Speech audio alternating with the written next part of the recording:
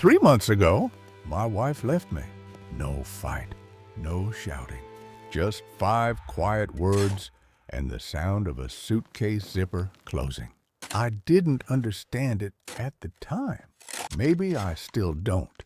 But I knew one thing the moment she walked away down that dirt road. I couldn't stay in that house anymore.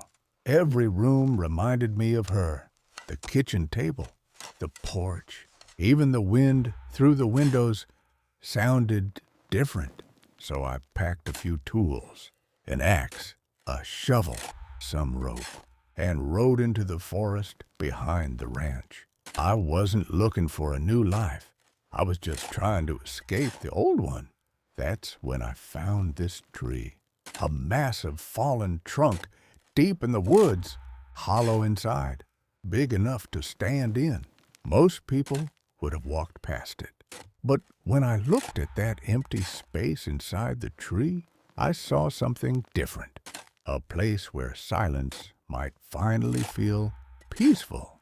So I came back the next morning with tools and a simple idea. If life had fallen apart, maybe I could build something new inside what was left. The first thing I learned about building something inside a fallen tree is that nature never leaves things empty. The inside of the trunk was packed with years of dirt, insects, broken wood, and leaves. Storm after storm had filled it over time. It took only a few minutes of digging to realize this was going to be harder than I thought. But that was fine. Hard work has a strange way of clearing your mind.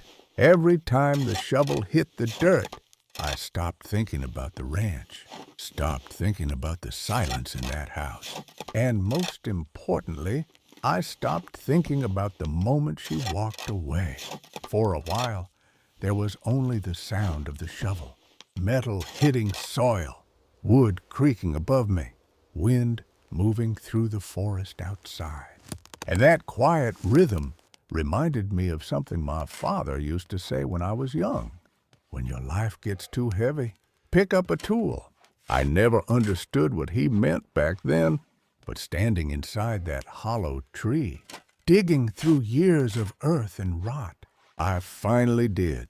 Because when your hands are busy building something, your mind slowly stops destroying itself. The dirt inside the trunk was deeper than I expected. At some points, it reached almost to my knees. That meant storms had been filling this place for decades, maybe even longer, which also meant something else. This tree had been lying here long before my problems ever began, long before my marriage, long before the ranch. Funny thing about nature, it has a way of reminding you how small your troubles really are. Still, even if the world keeps moving, a man has to decide what to do with the life in front of him. So I kept digging, shovel after shovel, pile after pile of dirt thrown outside the trunk, and slowly the inside of the tree began to open up. For the first time, I could stand straight inside it.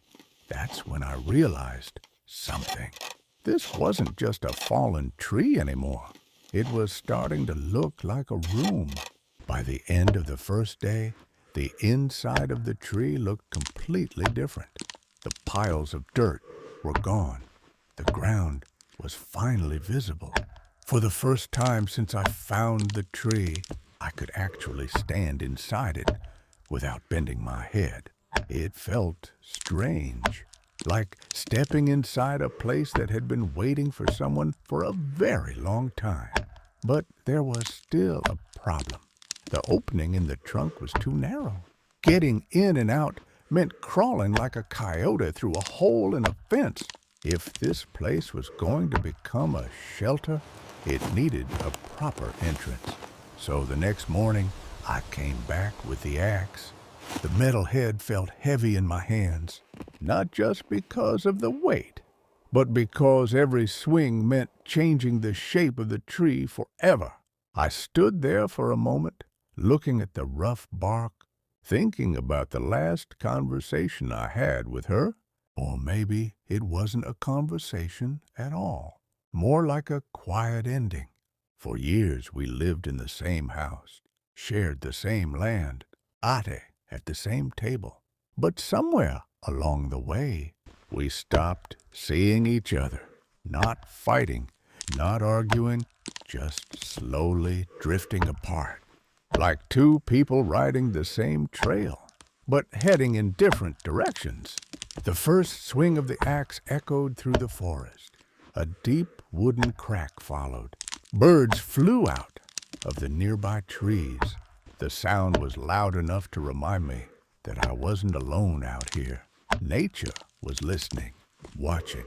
The second swing cut deeper. Then the third. Wood chips began flying through the air, piece by piece.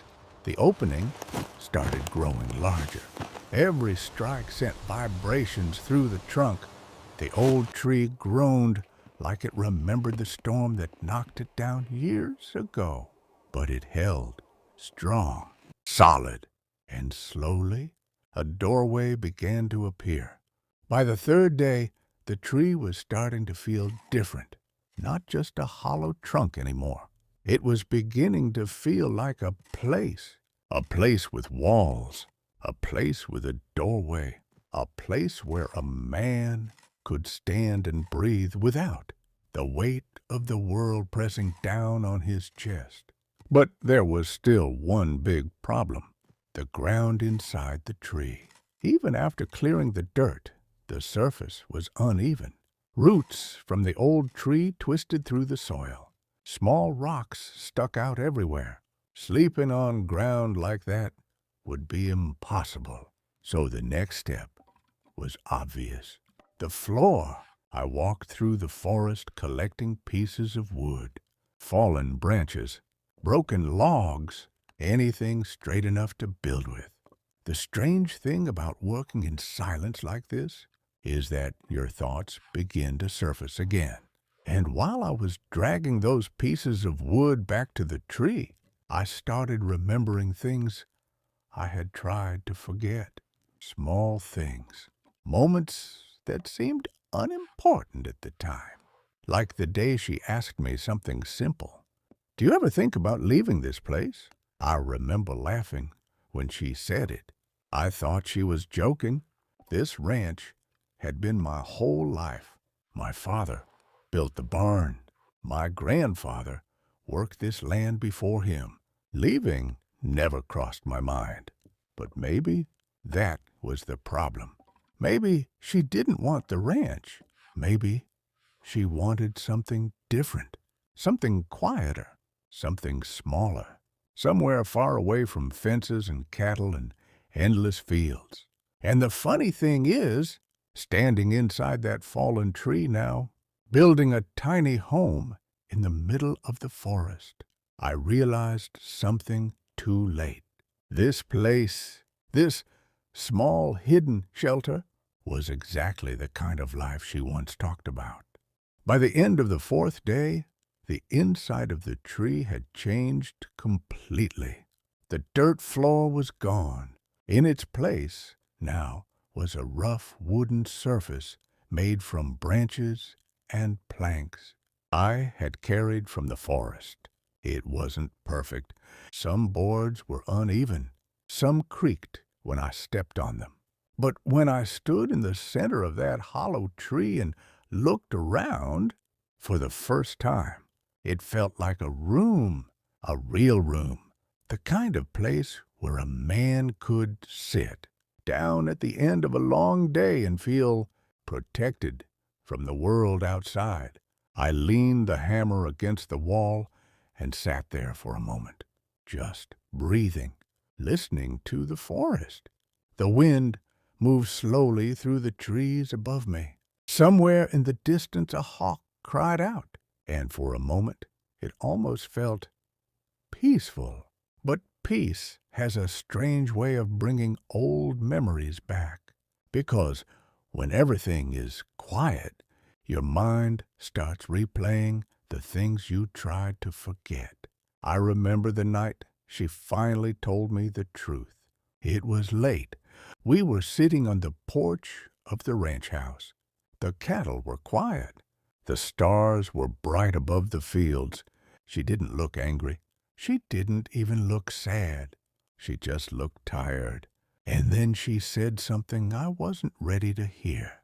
"You love this ranch more than you love me." I laughed at first, not because it was funny, but because it sounded impossible. This ranch wasn't something separate from my life. It was my life.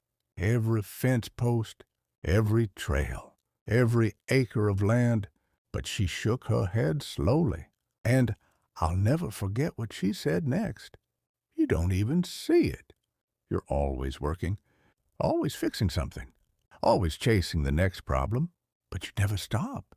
You never sit down. You never breathe.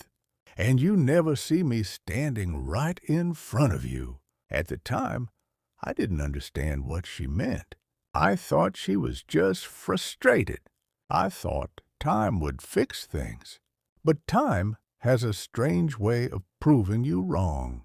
Because standing inside that hollow tree now, building a tiny shelter with my own hands, I finally understood something. She never wanted the ranch. She wanted a life. And somehow I was too busy building everything else to see that. By the time the 6th day arrived, the hollow tree no longer looked like a fallen trunk. It looked like a home. The wooden floor covered the ground completely now. The small bed frame stood firmly against the inner wall of the trunk.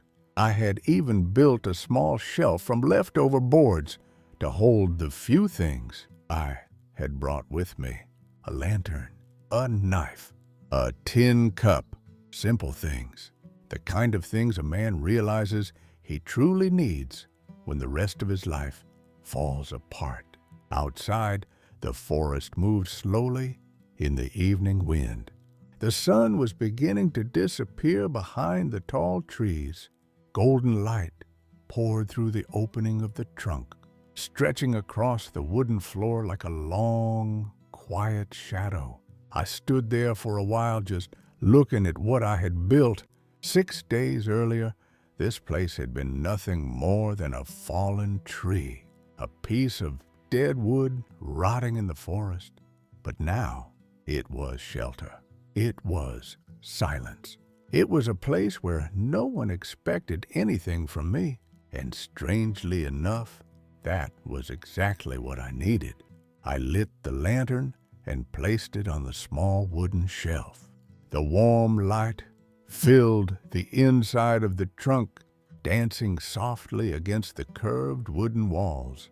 The forest outside grew darker by the minute. Night was coming. I sat down on the bed and leaned my back against the inner wall of the tree.